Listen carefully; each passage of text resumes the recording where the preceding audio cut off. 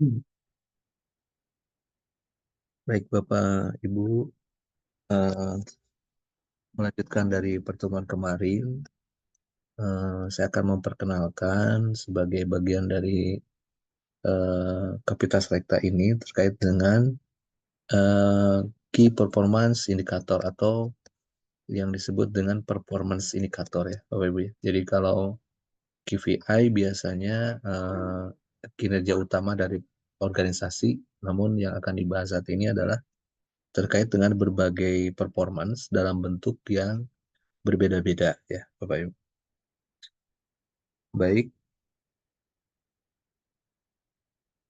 KPI sebagaimana ketahui ini digunakan untuk alat atau digunakan sebagai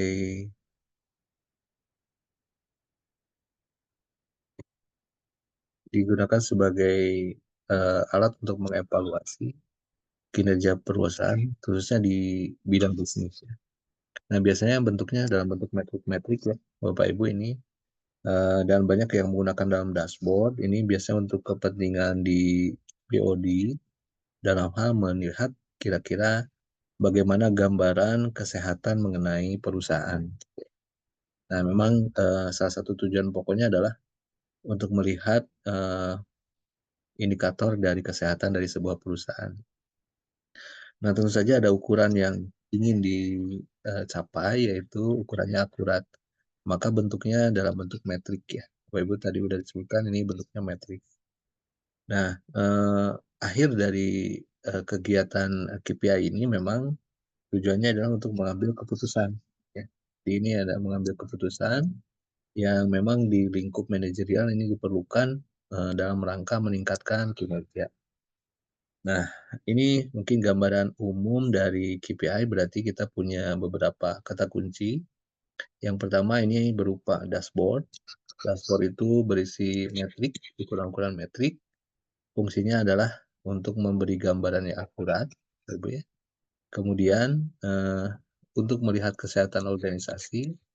Yang berikutnya ini diperlukan untuk pengambilan keputusan yang akhirnya ini bisa meningkatkan kinerja.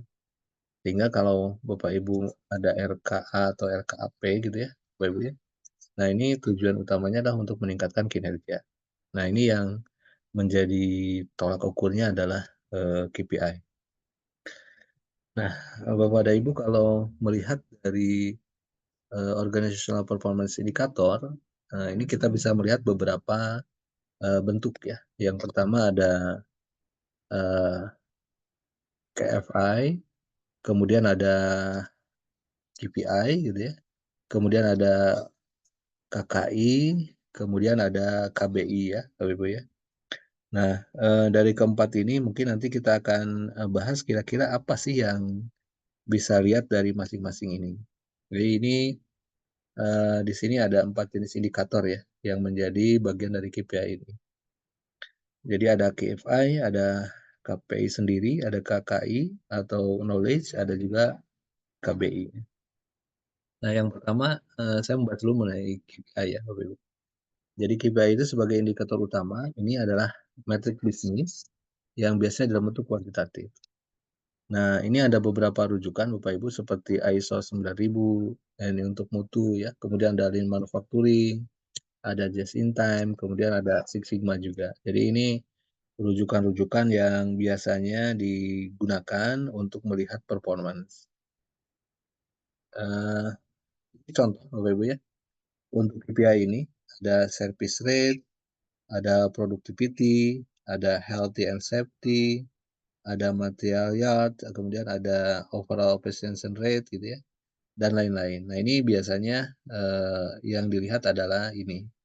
Namun secara detail, mungkin Bapak Ibu, ini contoh ada sales and marketing KPI misalkan ya. Maka akan dicek itu adalah sales revenue, pasti ini kuantitatif. Ada customer acquisition cost, ada juga customer lifetime value, ada juga conversion rate, ada juga ROI, ini Bapak Ibu.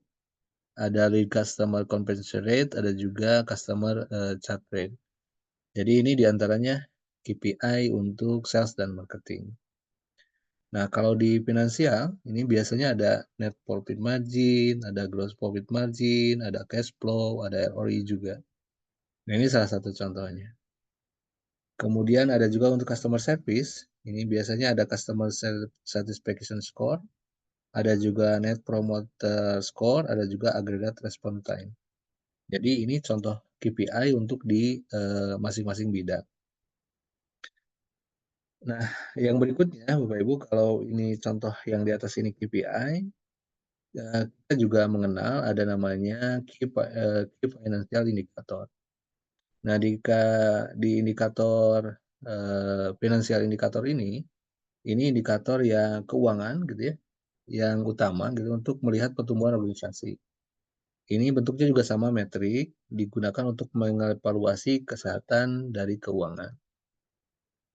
Nah, biasanya yang dilihat adalah pertumbuhan, ada profitability, ada liquidity, ada leverage, ada activity gitu ya. Nah, ini yang biasanya digunakan di finansial ini. Nah, sebagai contoh Bapak Ibu, misalkan 5 indikator keuangan utama itu ada growth atau pertumbuhan tadi, ini apakah penjualannya meningkat gitu ya, atau pangsa pasar bertambah, apakah ini pelanggan baru juga bertambah gitu ya. Nah, ini dari sisi pertumbuhan. Kemudian yang kedua dari keuntungan nih, apakah sudah tercapai BEP-nya atau titik impasnya ya Bapak Ibu. Kemudian apakah menghasilkan profit, apakah dapat brutonya naik gitu ya. Kemudian bagaimana tingkat keuntungan dibagi dengan sektor lain di perusahaan kita ya. Nah, ini dari sisi keuntungan. Kemudian dari likuiditas yang dicari adalah rasio modal terhadap kerja. Ini apakah sehat atau tidak gitu ya. Kemudian di leverage ini apakah memanfaatkan biaya untuk pengembangan bisnis gitu ya, leverage-nya sehingga dengan bertambahnya bisnis maka akan bertambah juga aktivitasnya. Kemudian aktivitas sendiri ini adalah aset perusahaan gitu ya. Jika dikelola dengan baik maka ini akan mendapatkan pendapatan yang memang akan meningkat. Nah, ini dari aspek keuangan memang yang ditinjau 5 hal ini yang memang banyak dicek gitu ya untuk kegiatan di keuangan. Nah, biasanya setelah diketahui kesehatan tadi, ini akan dilihat apakah nanti strateginya investasi atau restrukturisasi atau penetrasi pasar gitu ya, atau integrasi teknologi atau akuisisi. Karena di sini dicanangkan bahwa untuk pengambilan keputusan utama biasanya akan dilihat perkembangan awal perusahaan gitu ya. Tapi jika ini finansialnya kurang bagus, maka tujuan utamanya adalah meningkatkan kinerja operasional. Sehingga hambatan-hambatan yang menghalangi dari kegiatan peningkatan kinerja ini bisa diperbaiki dengan yang 5 strategi ini, gitu ya. Jadi ini strategi yang bisa dilakukan untuk di keuangan. Yang berikutnya, Bapak Ibu, ini adalah terkait dengan key knowledge indicator. Jadi key knowledge indicator ini salah satunya adalah technical knowledge, procedural knowledge, ada organizational knowledge.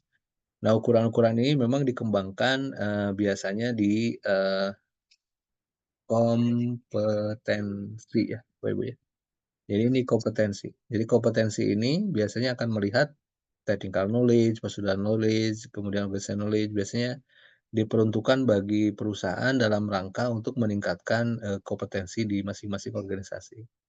Nah, ini memang diperlukan sebagai salah satu berimbas ke pattern career ya, pattern career, bagaimana nanti karir-karir dari pegawai-pegawai untuk ditempatkan di berbagai lini organisasi. Nah, ini terkait dengan knowledge indicator. Kemudian area ini terkait dengan area yang disampaikan tadi ada technical, prosedural, sama organisasi. Nah, untuk yang technical dan prosedural knowledge dan organisasi ini, Bapak Ibu nanti di tempat Bapak Ibu mungkin bentuknya berbeda-beda. Ada yang sudah diukur, ada yang belum. Kemudian yang berikutnya adalah key behavior indicator. Jadi ini adalah salah satu cara untuk melihat bagaimana kompetensi orang dilihat dari pengetahuan, sisi yang lain. Di sini ada mulai knowledge, ada know-how, kemudian ada management style, ada mindset. Ini juga sebagai salah satu, kalau dari, kamus kompetensi, biasanya itu ada behavior, kompetensi, ada juga, technical kompetensi. Jadi 2 kompetensi ini, Bapak Ibu, 2 kompetensi ini biasanya kalau yang behavior itu ada indikatornya KBI ini, kalau technical yang tadi untuk pengetahuan. Jadi, kalau dilihat dari kompetensinya maka behavior sama technical ini akan dilihat sejauh mana orang memahami tentang, masing-masing dari kompetensi ini. Hingga IQ-nya Bapak Ibu kalau dilihat ada 4 aspek, di antaranya 1 pengetahuan, ini yang dilihat adalah Management Skill Index, ini indeks keterampilan manajemennya. Ada Active Supervision, indeks pengawasan aktif, sama indeks aktivitas manajemen. Kemudian ada juga, Objective Oriented, ada juga Consideration Factor Index, kemudian ada juga Mindset Mobilization sama Personal State Index. Nah, di beberapa ini, Bapak Ibu, mungkin di beberapa perusahaan belum menerapkan ini karena memang yang paling populer 2 yang tadi ya. Ada, eee, apa, eee, kinerja untuk umum yaitu KPI itu sendiri, juga yang, KFI atau untuk financial, performance. Nah, inilah Bapak Ibu ya, kira-kira ada 4, jenis KPI yang memang, jenis ini, performance bagi bisnis yang banyak digunakan saat ini untuk melihat, organization performance indicator. Jadi 4 hal ini yang, memang, ada di saat ini di berbagai organisasi, tapi mungkin sebagian baru menerapkan yang 2 ini. Yang pertama ini yang paling banyak, yang kedua adalah ini. Jadi yang nomor 3 sama nomor 4 ini biasanya opsional Bapak Ibu ya. Karena untuk menilai KPI itu lumayan, cukup, apa namanya, struggling ya. Sehingga untuk mencapai yang, 1, 2 saja, kalau yang satu biasanya udah mapan, ini udah mature ya.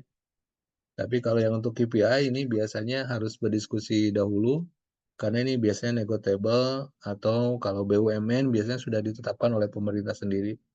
Tapi kalau untuk perusahaan-perusahaan swasta memang memiliki tambahan ya, selain dari KPI yang ada. Nah, berdasarkan materi ini, Bapak dan Ibu, nanti, mohon Bapak dan Ibu bisa memaparkan KPI di tempat Bapak dan Ibu untuk menilai kinerjanya saat ini. Bisa dalam bentuk PPT, bisa dalam bentuk Word. Nanti mohon disampaikan lewat Adlink, tentang KPI yang ada di tempat Bapak dan Ibu.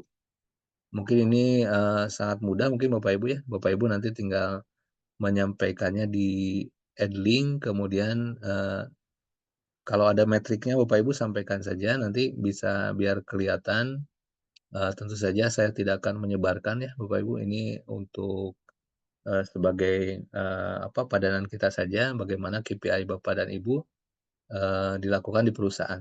Jadi bukan KPI perorangan ya Bapak Ibu. Kalau Bapak Ibu di, bidang masing-masing bisa juga itu yang digunakan sebagai contoh KPI di tempat perusahaan Bapak dan Ibu. Baik, itu aja Bapak Ibu untuk, kasus saat ini.